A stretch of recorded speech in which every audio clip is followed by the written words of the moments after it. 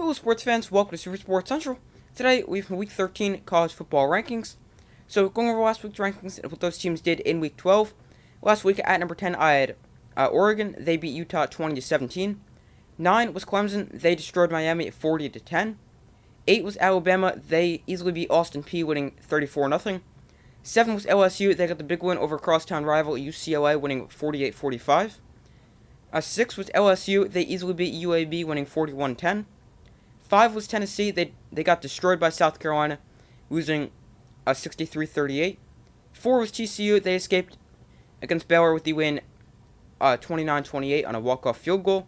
3 was Michigan. They survived against Illinois 19-17, also on a walk-off field goal. 2 was Ohio State. They beat Maryland 43-30. And 1 was Georgia, who got the ugly 16-6 win over Kentucky. So, this week's rankings, at number 10, I'm going to go with Tennessee. They fall from 5 to 10 for me. So, they just barely remain in my top 10. I thought about dropping them out because of how bad a performance they had. Their defense could not stop anyone. They gave up 63 points. And they also lost superstar quarterback Hendon Hooker to an injury. Plus, they lost their college football playoff hopes after a brutal loss. So, overall, a terrible week for Tennessee. They fall down to number 10. I considered dropping them even lower. I decided to go number 10.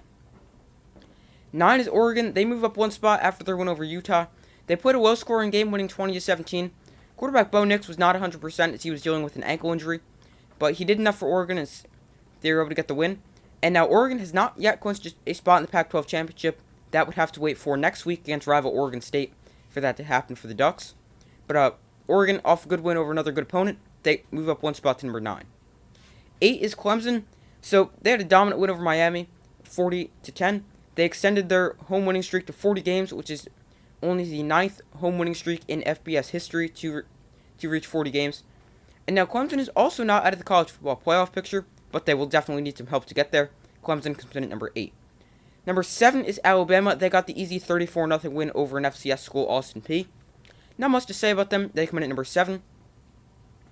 6 is LSU. They remain there after they had the easy 41-10 win over UAB. LSU can still make the college football playoff, but they can't afford a bad game next week against a bad Texas A&M team who's only 4-7, and they also need to beat Georgia, which, I mean, it's definitely not going to be easy for them, but they still have a chance. They stay at number 6 for me this week. 5 is USC. They jump over LSU, going from 7 to 5, as they're a 1-loss team. LSU is a 2-loss team. And they're coming off a big win over crosstown rival UCLA in a thriller. Star quarterback Caleb Williams had over 500 yards of offense. And USC became the first team to clinch a spot in the Pac-12 championship. And they move up from number 7 to number 5. Number 4 is TCU. So they were given a scare against Baylor, but they survived and remained undefeated on a walk-off field goal with the clock running. So usually teams call a timeout to get the field goal unit on. They had to do it all with the clock running. They were able to do so, and they ended up winning 29-28.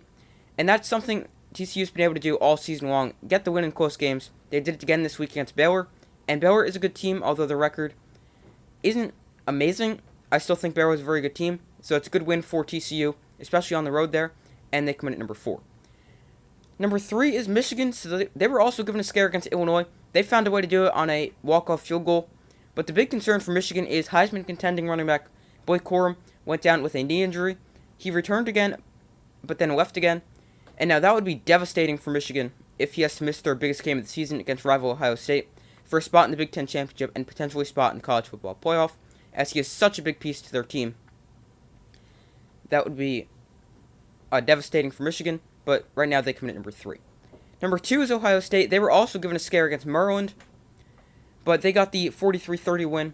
It wasn't great for Ohio State, but the defense got a big stop to seal the game. Ohio State is 2 ahead of their big showdown against Michigan next week. And 1 is Georgia. So they were also given a scare by Kentucky. They ended up winning 16-6. The defense was good once again.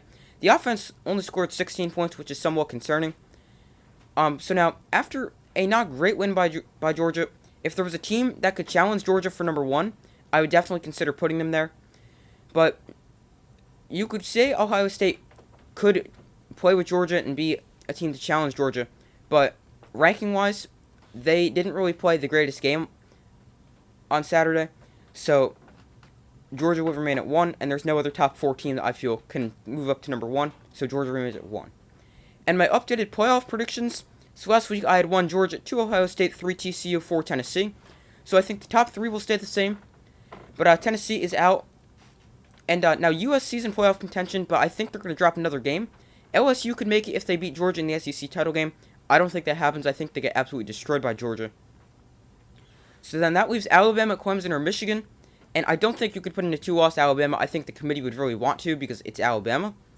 But I don't think they could. And then Clemson, they would be a 1-loss ACC champion, which definitely makes an interesting argument. And then you have Michigan, whose only loss was to Ohio State in a very close game.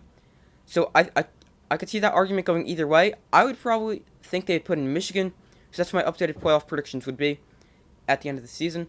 1 is Georgia, 2 is Ohio State, 3 is TCU, and 4 is way up in the air right now, but I think they probably go Michigan if that scenario plays out. So, those are my Week 13 college football rankings and my updated college football playoff predictions. Thank you guys for watching. Make sure to like, subscribe, and comment. I do my best to post as often as possible. I'll turn on notifications so you don't miss any other upcoming videos. And make sure to comment if you agree with my rankings, disagree, and why. So make sure to like, subscribe, comment. I do my best to post as often as possible, and I will see you in the next video.